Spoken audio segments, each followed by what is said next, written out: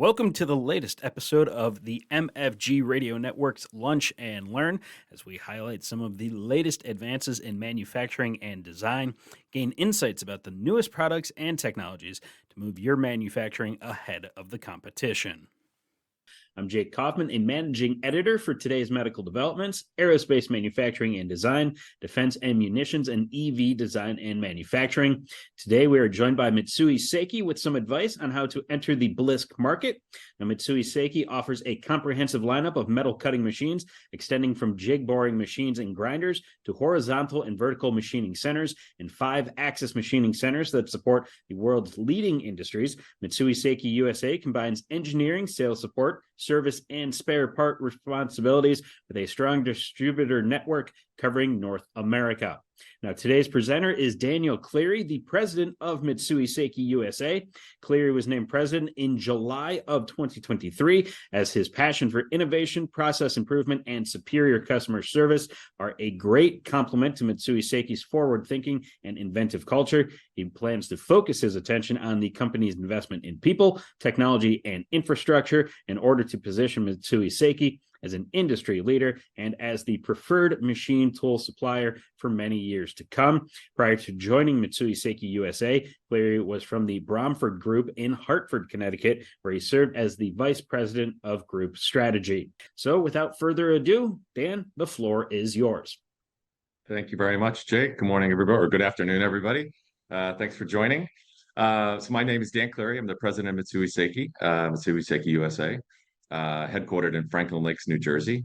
And so today, just going to be walking through blisk manufacturing as a whole, not really getting into too much technical detail, but rather a little bit on the market and some of the things that have made Mitsui Seiki successful in supporting not just the OEMs, but tier ones and other suppliers alike relative to blisk and IBR manufacturing. So for those of you who are not familiar with a blisk is a short term for a bladed integrated disc, and it's an advanced engineering component used in aircraft engines and gas turbines.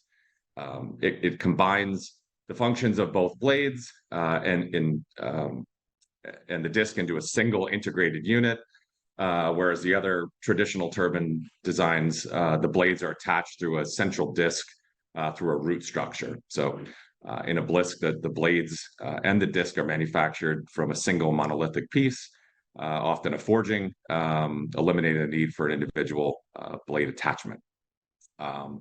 There's several advantages to blisk manufacturing and the developments that we've seen over the last, call it 10 or 15 years.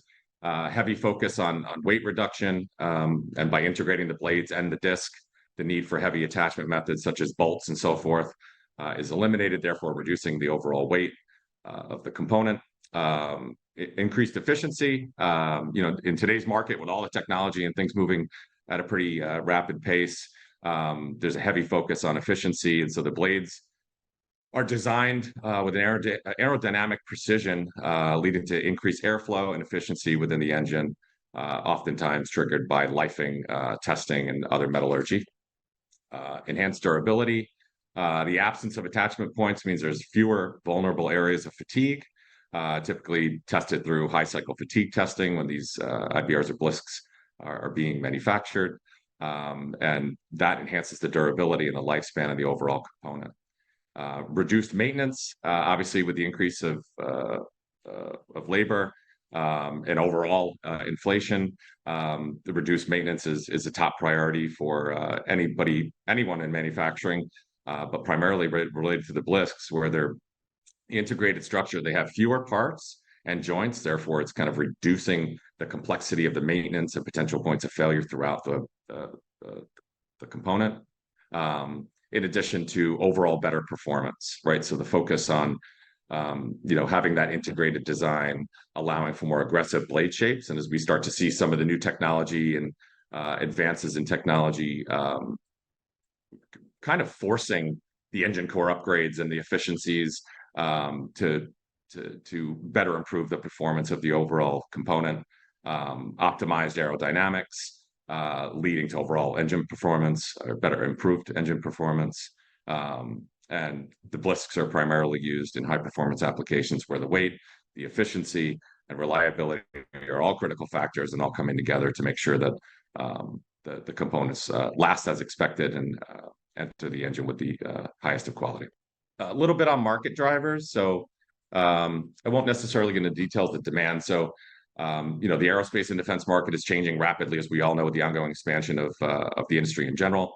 A strong rebound from COVID-19 and other recent geopolitical events between Russia and Ukraine and others.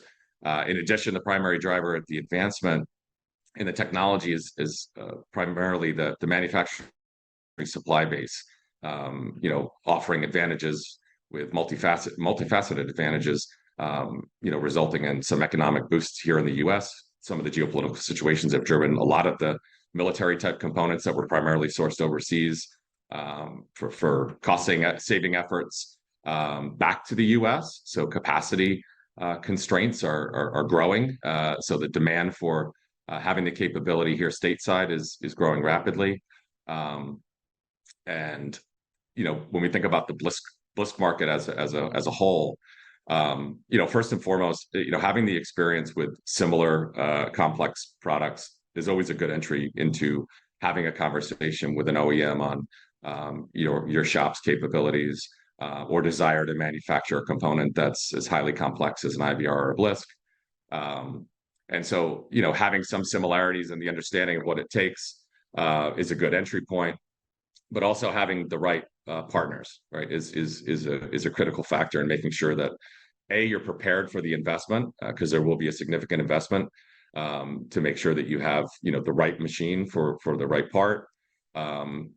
Oftentimes the blisks require highly accurate machine tools that are specifically designed for airfoil and other geometries, 5-axis geometries or better. And then again, having the partnerships with cutting tool suppliers, programmers, and inspection software is absolutely imperative to knocking down that door. And then kind of maybe the entry is, proving to yourself that you can develop something at a very basic level. Some of these airfoils, the geometry is not overly complex, but as you get into the harder metals, or you look at titanium and Inconel together, hard metal machining in general, but now adding these complex geometries, having these partners in place is certainly a significant piece of that. The technological advancements, obviously we're all in tune with the 3D printing that's been around for some time, probably still immature in the sense of entering on the rotating side today. But as far as precision machining, enhancing blisk production efficiency and qualities, that's never going to stop. Those developments are happening every day through the engine core upgrades, other geometrical changes and design changes focused on all the things that I spoke about previously with lifing and quality and so forth, which also means in tandem that sometimes they become more difficult to machine or manufacture. Traditional blisk manufacturing methods that will continue to develop. Obviously, there's conventional milling, ECM, PECM, welding, and then other technology. Mitsui Seiki offers a blue arc technology, which is essentially an EDM on steroids, if you will. It's a rapid material removal, specifically dedicated for this type niche market. Regional market trends. So again, from a cost perspective, there has been a lot of overseas sourcing. It's not new, but there has been a lot of momentum as of late. Countries like Vietnam, India, Singapore, Morocco, starting to step their game up relative to the complexity of products that they can support. Not that they haven't been supporting them for some time, but now the blisk market is lending itself to, because it's so narrow, expanding its reach and looking for partners at a lower cost, particularly as some of the design changes and so forth require additional partners to bring on additional capacity. And just on the right hand side here, a little bit on the Inconel and titanium blisk outlook. Some of the challenges, you might have heard me say it earlier, was first deciding that this is a market that you want to break into. Right, it's a very narrow market, very niche. Requires experience. It requires hard metal experience. It requires the geometrical, being able to hold geometrical tolerances tighter than most components in the engine, both on the aerospace side and energy side. but also having the ability to say, look, this is we're looking at our portfolio as a whole, diversifying away from cases, rings, hubs, shafts, and saying this is a market that I think we can be players in. The initial investment, again, going back to the machine tool, having the right machine for the job is absolutely critical in not just deciding that you're going to, make the investment, but working alongside your machine tool suppliers, your cutting tool suppliers, software programming suppliers to make sure that you bring these things together. It's a very, very narrow niche market that, when I think about or talk about the expertise that's required, it's, you know, the learning curve for being able to manufacture a blisk obviously varies on the expertise that you have on hand, but I think being able to do it quicker than most is where the expertise obviously lends itself to setting yourself up with the right machine tool suppliers and cutting tool suppliers and other folks that have developed these parts are used to the geometries, recognize the way that the material reacts, has some experience on the metallurgy side, has gone through a high cycle fatigue test, with an OEM, and has pushed the boundaries. So making the investment, is not just on the capital side, but also from a strategic roadmap side. Is this the business you want to get into? Because it's not for everybody. Quality control, as innovation continues to push these parts, particularly blisks into a new realm of critical components, meaning the geometry is changing, the demand is increasing, and the market is so narrow that there's always been a high level of focus on quality, but the demands are changing, right? They're becoming the metallurgy requirements are becoming more stringent, because with that demand, comes more aggressive output, right? Which could, lead to aggressive machining but these different methodologies that people are trying to break through, other suppliers, tier ones and so forth, even the OEMs, breaking through a new technology to try to do it faster, cheaper, and more efficiently than your typical manufacturing methods. And then future trends, again, from a blisk perspective, this is a part that, obviously highly complex, but still lends itself to supporting, automation, robotics, the efficiencies that come autonomously through the introduction of, automation in the work center. Again, partnering with the right machine tool suppliers, process automation suppliers, work handling suppliers, raw material, tool management, tool storage and delivery, all a significant piece of having all these elements come together pretty rapidly to make sure that not only are you manufacturing a component like a blisk on a machine tool that can handle the geometries that are required and the tolerances or the strict tolerances that are required, but also being able to make them efficiently. And so having focusing on the automation piece of it is certainly an element that will aid in your efficiency towards your competitive supply base. Material innovations, besides Inconel and titanium, material innovations will continue to flourish as continued testing goes to enhance life, quality, the durability, the performance of the engine. The large OEMs primarily focused on sustainable fuels and sustainable aircraft. That will be a significant piece of supporting these engines as you look towards weight and so forth, and those material innovations. But that will continue to develop infinitely.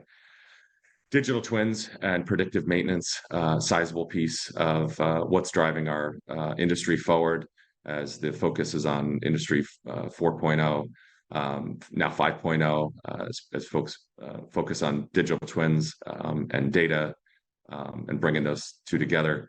The design and prototyping through digital twins is essentially so the engineers can create and test virtual prototypes of the aircraft and components, having a model through model-based definition where it's all encompassing through the model, and it will allow for the same design and prototyping down and flow through down to the supply base. That will allow everyone to, including the OEMs during development phase, to identify potential issues and optimize designs before physical production. Monitoring and maintenance, right? So this is you're trying to get that predictive maintenance cycle by continuously collecting data from sensors on operating aircraft. And the data is obviously analyzed to predict the maintenance needs, prevent failures, and optimize maintenance schedules, as well as performance optimization. All tier one supply base, aerospace manufacturing, semiconductor, energy, all using digital twins to analyze their data as a whole and to assess the different factors of how that affects performance overall, and then use that data to work with their supply base or their internal mechanisms to improve. And I think that concludes the presentation. From my side, Jake, I don't know if we want to get into the Q&A, but I do have some time to answer any questions relative to the market itself or the blisk manufacturing overall. Awesome. Well, thank you, Dan, for the great presentation. Does look like we did get a few questions in. So first off, who are the biggest players when it does come to the blisk market? Sure. Yeah. So although it is a narrow market, the tier one suppliers that are involved and have been manufacturing these components for some time is vast, but that experience has typically stuck in that kind of a small niche group for a long time. You've got Hanwha Aerospace, not just in South Korea but in the USA. MTU Aero Engines in Germany, in Munich, have a wonderful facility there. GKN Aerospace Services Limited in the UK, Super Alloy, which is in Blue Ash, Ohio, TurboCam International, ITP Aero in Spain, GE Aviation, of course, Pratt & Whitney, Rolls-Royce, all the large OEMs. But that generally the supply base for the blisk market is relatively small. Some of the larger tier ones, like Hanwha Aerospace, MTU, as their risk and revenue sharing partners with some of the OEMs on specific engines, engine platforms, have allowed them to expand their capabilities. In addition to some of the smaller shops, even the ones overseas that I mentioned, in Vietnam, Singapore, India, all coming online, attempting to break into that market as they have really kind of established their own supply chain, so to speak, where they're now vertically integrated, where the issues, in years past have been, yeah, you can send a simple ring there or something simple and reap the benefits long term of some of the lower cost regions. But not having that vertical integration of special processing or subsequent processing that's required on the blisk components in particular has always kind of dampen that market's growth. So now that these suppliers are coming online and have been focused on that vertical integration, even pre-COVID, but now post-COVID, investing more in the capacity and being able to have that has allowed them to grow their market even more. So I anticipate in the next 2 to 3 years we'll start to see more of those eastern regions come online. Okay. And then I'm also kind of looking forward, what are the specification trends that, your customers are seeing when you call them up as far as blisk manufacturing? The trends as a whole, obviously it's focused on all those things I spoke about before relative to lifing and durability and performance. So, in some cases there's small changes, right? Small, not metallurgical, but small geometrical changes that oftentimes we'll see, an OEM will call us and say, hey, look, I've got this change in design that I want to, I need your help in manufacturing or developing. And so we'll do that for them, with them, at a rapid pace, to not just to prove out the technology, but also to allow them to pivot within specific time periods. So while I can't point to anything specific, really, I think a large majority of what we've seen is relative to lifing, right? And then some of the material, changes that we've seen on some of these proprietary materials, even in the space sector, where, of course, there's similarities, but there is a uniqueness to some of that proprietary material. So I think between the geometrical changes on design to improve lifing and on the raw material front, some of these new and experimental materials. Okay, awesome. Also, Dan, if someone wants to enter into the blisk market, what is the investment that they would have to make? What kind of has to be in place for them to enter the blisk market? Sure. The investment varies. Obviously, who you're talking to. If you're a partner to an OEM, if you're a tier one supplier, if you're a support shop for another facility. But the investment is not insignificant. But again, it depends on the demand, the market, your piece of the puzzle. If you're a shop that wanted to focus on low volume, high complexity blisks, um, there's certainly a market for that, right? And I think that being able to assist the OEMs and even some of the tier ones on some of that off production line development, and even having the resources to say that you're supporting capacity overflow if there's a surge in demand. Um, and you stay qualified on a few parts, 5, 10 pieces a year to make sure that you're that kind of backup source in the event that somebody had an issue or there wasn't another geopolitical situation that drove work elsewhere. Um, but the market, certainly, uh, forces the investment. Mm-hmm. Um, and for those players that are online right now in manufacturing, that investment at this point is pretty well. It's I call it plug and play, but it's a replication of what's already where they've already been successful, right? So the machine tool, the work holding, the tooling partners, software, all that stuff, just replicate and continue to learn. Someone just starting out, while it might seem sizable because of the market, the return on investment, I feel, and again, various factors involved, but Right. the return on investment would be fairly quick because of the given commodity and the high demand for having a supplier online that has not just the capability, but the know-how to pivot quickly, understands the nuances behind all the quality requirements and the tolerances and the visual inspections and what's required off the mill um, before finishing, the part through subsequent special processes. So, I think the machine tool, any kind of dedicated inspection equipment, on machine tool inspection equipment, any subsequent processing, some sort of finishing process, um, and then of course, putting in place all the things like the automation and robotics and so forth that are, that could be phase two, but um, couldn't put a specific figure on it. But I Right. think if you had your finger on the pulse of what's available to you and how quickly you think you could capture it, my advice is the investment, that the juice is worth the squeeze. Okay, perfect. And Dan, it looks like Jerry in the audience wants to know if anyone has been successful using additive manufacturing in the blisk market. Would it be the next kind of innovation that you could see in the next 5 years, having additive manufacturing and blisk kind of working together? Sure. Yeah, that's a good question. And I think, people have been asking that one for years. And while I think there's certainly a lot of activity around the development of hoping to get there, I think at some point, because these geometries are becoming more complex and more difficult to machine, um, that's going to lend itself to organically pushing the 3D printing across the finish line in some form or fashion. Granted, the metallurgy piece of it, and again, I'm not a metallurgy scientist, but the metallurgy piece of it is probably thwarting that a bit. But certainly in repairs, right? So even Mitsui Seiki right now, we're working with one of our partners to do repairs on impellers and blades through 3D printing and in a hybrid type atmosphere.